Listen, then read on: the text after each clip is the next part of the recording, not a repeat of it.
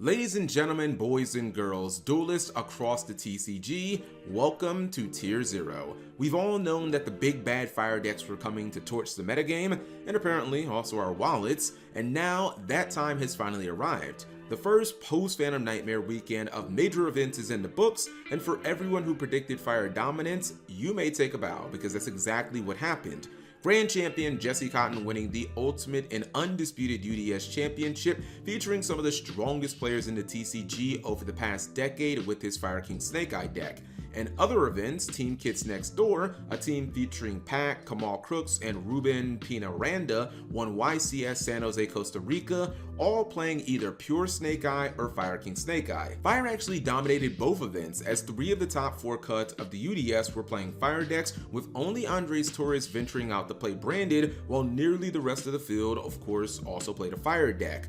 Albeit the UDS was only a 16-person event and was invite only, it was still notable that nearly every duelist opted to play Fire for what was essentially a Tournament of Champions event. The YCS, on the other hand, YCS Costa Rica, was probably a better preview of what's to come for our meta. And if you're like me and you don't particularly enjoy Tier 0 metagames, allow me to give you a quick trigger warning right now.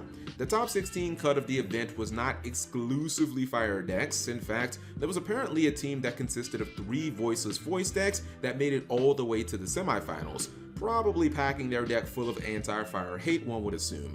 However, Fire was overwhelmingly the majority of the top cut, with over 80% of it, or 81.2 to be exact. To give those numbers some context, and as a resident expert on all things Yu-Gi-Oh history, for comparison, at YCS Charlotte 2008, Teledad came in at 87.5% of the top 16. Keep in mind that there was no top 32 back in those days. Also, there was no top 32 at YCS Costa Rica over the past weekend, so this is a straight up apples to apples comparison. So as of right now, Fire decks aren't that far off, and based on the numbers would emphatically qualify for Tier 0, at least in my book. While YCS Costa Rica was a fairly small event featuring 136 teams or around 400 players, and the Ultimate UDS Championship was even smaller than that with just 16, they're still most likely representative of how the remainder of this format is going to play out. Fire here, fire there, basically fire everywhere. YCS Las Vegas will be happening this weekend, and other than the scale, which based on me attending last year, I'll guess is going to be around 400 teams or 1,200 players. I don't really expect all that much to change. Fire King Snake Eye and Pure Snake Eye seem to be without a doubt the 2 best decks in the game and a tier above everything else. However, decks don't usually dominate on this level, aka the Tier 0 level. I say all of that to bring up the question that I have seen heavily floating around social media over the past 36 hours, and that question is, could we / should we get an emergency ban list for Fire decks, potentially after YCS Vegas, which I'm gonna go out on a limb and say that a 3-player Fire team is likely to win. Let me first say that emergency ban lists are not something that Konami do often. In fact, they almost never happen. Quick history lesson, there's been exactly 3 of them in the TCG. The first was for Cyberstein in December 2006, the second was for Dad Return with the Phantom Darkness emergency list in May 2008, and the last was for the notorious Performages and Pals aka Pepe deck in February 2016. That's it. Every other deck and every other cycle or format has played itself out without Konami intervention.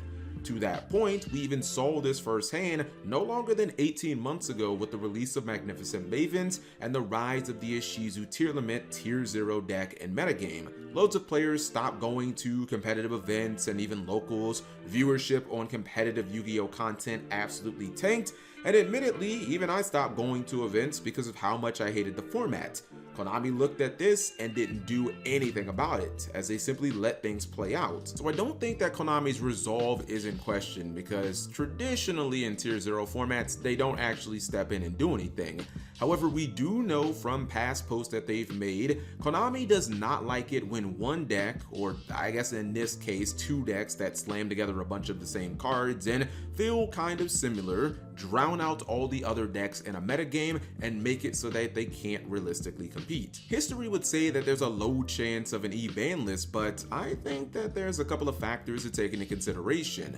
YCS Vegas wouldn't be the first event that Fire dominated. As I stated earlier, this would make it the UDS, YCS Costa Rica, and now another YCS in back-to-back weeks that were completely controlled and conquered by fire.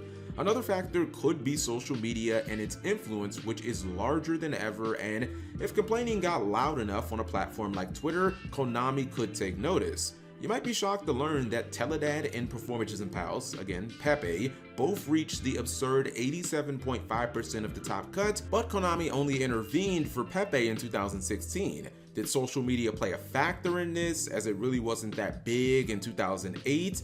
Or did they not want to do a second emergency ban list in the 2008 calendar year? If Konami were to drop an emergency ban list post-Vegas, the next YCS wouldn't be for over a month. So players really wouldn't be able to complain about not having enough time to prepare. And if you're in the United States like myself, you'd have twice that amount of time before the next event right here in North Carolina. Now, just to see where everyone stands, let's just say for the sake of argument, an emergency ban list was to happen. What cards do you personally think would need to get hit on it?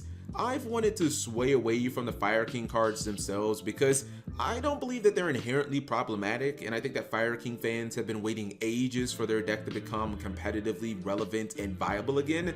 Fire King has shown that it has some pretty unique and interesting builds out there, like Fire King Tri-Brigade, which it can be strong, but no one really seems to have an issue with. I also wanted Snake Eye to still be playable because it's a completely new archetype, so I didn't really want to go full murder mode on it, so I landed on 3 hits. 2 of them are directly on what everyone's playing right now, what you see in all the fire decks, and the other is just an insanely unfair side card that's all the fire decks are siding. My first move is banning Original Sinful Spoil's Snake Eye.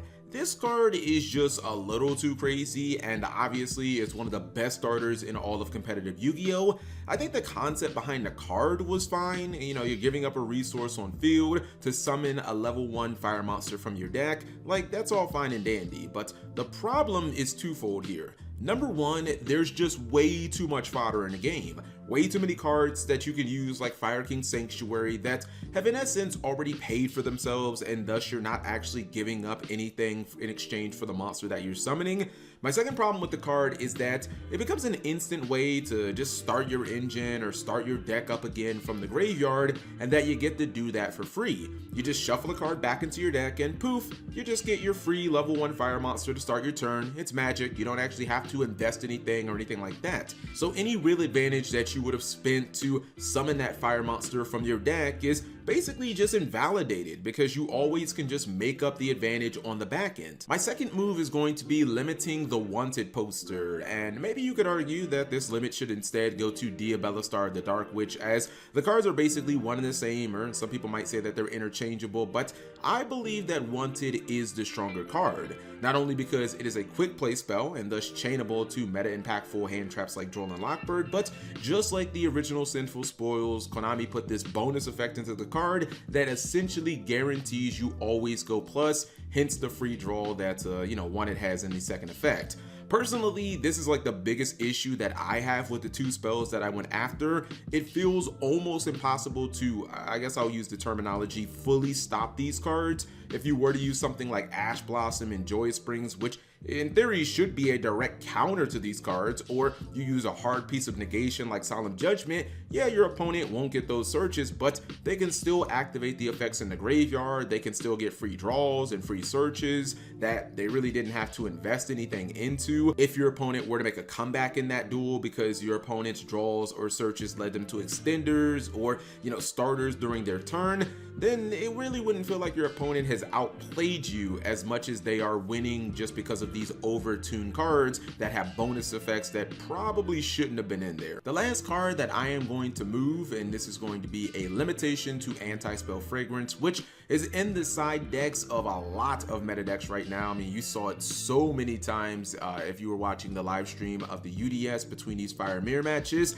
and it's completely busted if you go first. It eliminates your opponent's ability to use their power power spells at all, and it makes decks like Branded and Voiceless, I mean, it makes those players really cry because usually they need the spell cards to summon their boss monsters. I know there's a couple of ways, like with Albaz and some other stuff, to get your boss monsters on the field in, you know, very specific situations, but a lot of the times they need their spell cards and they just kind of auto lose to anti-spell. There's other archetypes in the game, like, you know, the one that I'm playing, Runic, that are full of spells. Maybe Pearly falls into this category as well. If you don't have an out, or you don't have an incredibly like specific hand, you just kind of auto lose to anti-spell fragrance. And right now it just kind of feels like baby Imperial Order, not to mention that the players who are using the anti-spell fragrances, usually they can just turn them off using Diabelastar, the Dark Witch, because she can just send it to the graveyard and then they can use all their spells. So really just the opponent is getting locked out of them. And on the last ban list, Konami hit a lot of floodgates that ironically people weren't even playing,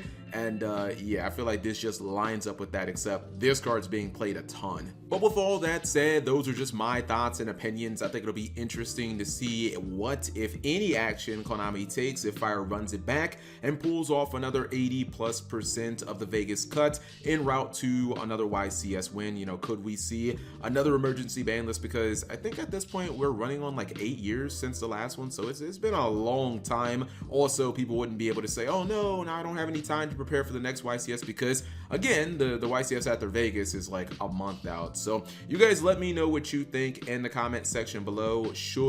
Could we see an E-ban list? And if they were to have one, what would you like to see hit? Remember to check out my Patreon, and thank you for watching as always.